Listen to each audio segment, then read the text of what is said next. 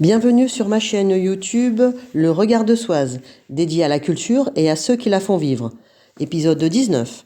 Je vous présente Bénédicte Bousquet, humoriste et professeure des écoles, rencontrée en juillet 2025 lors du Festival d'Avignon. Elle nous parle de son parcours. À toi la parole, Bénédicte.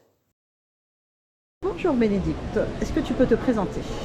Alors, je suis Bénédicte Bousquet, je suis une maîtresse d'école et humoriste, j'ai les deux casquettes. Je suis avec des petites sections, moyennes sections en maternelle, en REP, à Orange. Depuis combien de temps tu enseignes? Alors, j'ai fêté ma 20e année dans la même école, en septembre dernier, et ça fait 27 ans que je suis enseignante. Et tu es aussi comédienne? Je crois que j'avais ça en moi depuis super longtemps, parce que je fais tout le temps rire. Je fais rire mes collègues, il n'y a que mes parents que je fais pas rire, je crois. Mais ils ont aucun second degré, c'est pour ça. Donc je ne sais pas pourquoi, mais j'ai toujours fait rire. Et c'est une ATSEM de mon école qui m'a demandé, donc il y a 10 ans, en 2015, elle m'a dit ce serait rigolo si tu décrivais notre quotidienne en maternelle. Parce qu'on rit beaucoup en maternelle, des phrases improbables qu'on est amené à prononcer, puis des réactions des enfants, des parents. Donc du coup, j'ai commencé à écrire des petites scénettes comme ça que j'ai jouées en 2015. Et de fil en aiguille, c'est devenu un spectacle. Et en 2017, je l'ai présenté au Festival d'Avignon en me disant on va voir. J'avais fait une cagnotte participative parce que ça coûte cher un petit peu quand même, le Festival d'Avignon. Donc je m'étais dit où ça passe et je fais rire tout le monde et il y a un public où ça aurait été une super expérience et puis je m'arrête là et je reste dans ma classe. Et quel a été justement le résultat en 2017? En 2017, en fait, c'était un tout petit théâtre de 40 places, rue des Lys, donc j'ai fait complet tous les soirs en fait. Et je me rappelle, je jouais à 22h. C'était horrible. C'était vraiment compliqué de tracter dans la journée puis d'être fraîche à 22h, mais j'ai tenu le coup et puis du coup j'ai décroché quelques dates avec des théâtres et les premiers théâtres qui m'ont dit vous voulez venir jouer à Toulon, à Nice. J'ai halluciné, j'avais été sélectionnée pour un festival d'humour aussi dans le Var et là tu te dis ah ouais je rentre dans une autre catégorie, ça veut dire que je suis légitime, ça veut dire que les gens ont trouvé que ce spectacle valait la peine d'être joué dans un théâtre de 150 ou 200 places. Donc à partir de là, ça s'est un petit peu enchaîné. J'ai rencontré Mathieu Oliver, mon metteur en scène, qui lui aussi jouait dans le même théâtre que moi, qui est pour moi un petit génie de l'humour, puisque c'est un bébé, il a 27 ans, donc voilà, je pourrais être sa mère. Et Mathieu m'a aidé à faire la mise en scène du premier spectacle, à me donner comme ça des billes, savoir quand tu dis ça tu es à tel endroit, quand tu veux tel effet, non tu es au milieu, n'en fais pas trop, là il faut que tu en fasses des caisses, et puis tailler dans le texte aussi. Il y a des petits trucs au niveau de l'humour que moi je ne savais pas forcément comment tourner une phrase, l'inverser pour que l'effet drôle soit à la fin et qu'il n'y ait pas d'autres mots derrière, toutes les liaisons entre les parties, on a tout retravaillé. Et donc j'ai joué d'école et moi en 2017, 2018, 2019. Au festival toujours? Ouais, j'ai fait 3 festivals avec le premier spectacle, avec d'école et moi.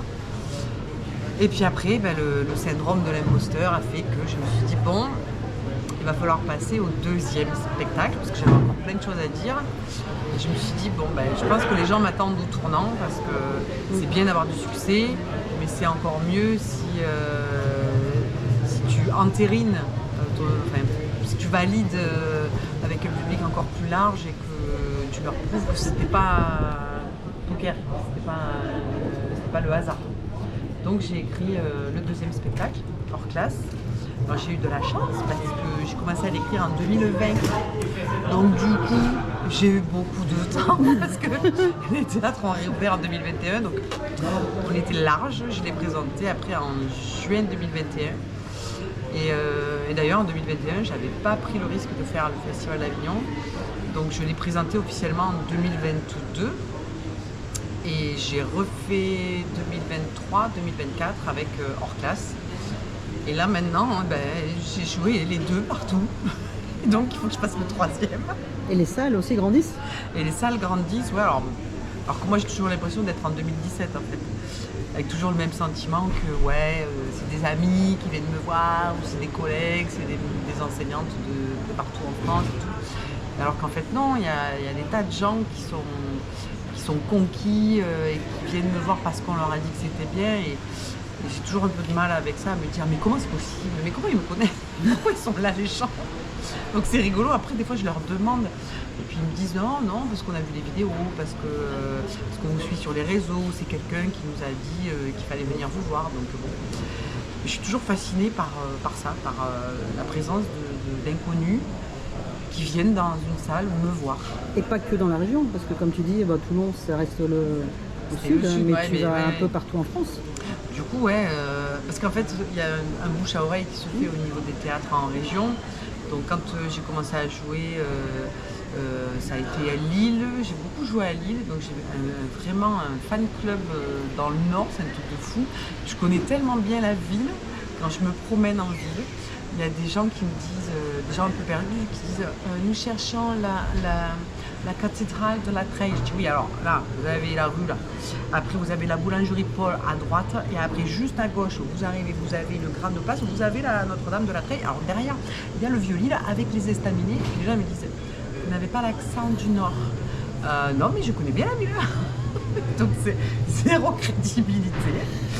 Mais je connais super bien Lille. Tu peux faire guide là-bas. Je peux me recycler et faire guide à Lille. Tu vas faire ta première écriture. Donc tu t'es inspiré de ton quotidien, j'imagine? Oui.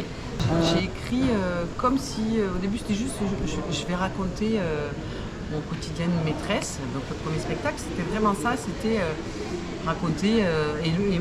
Mon premier spectacle, il commence où je suis sur une table, une chaise de ma classe, de petite section. Parce que rien que ça, je crois que les gens, ils oublient quand ils laissent leurs enfants que nous aussi, on passe toute la journée sur des chaises qui sont à 30 cm du sol et que j'ai la sciatique en plus. Donc des fois, je ne peux pas me relever. Heureusement, personne n'assiste à ce genre de scène pathétique. Mais qu'on passe toute la journée avec des enfants. Donc notre cerveau, j'ai l'impression que ce soit les maîtresses et les ATSEM en maternelle, c'est comme si on basculait. Ouais. On est avec des enfants de 3 ans, donc on a notre cerveau adapté aux enfants de 3 ans. Tout à fait, on articule beaucoup quand on travaille avec des enfants et on reformule tout le temps. Et on met beaucoup d'accent chantant pour bien leur faire vivre tout ce que nous ressentons. Et pour l'écriture de ce troisième spectacle, tu as commencé à réfléchir un peu ou... Alors j'ai plein d'idées. Le problème c'est que ça part un peu dans tous les sens parce que ça devient une obsession.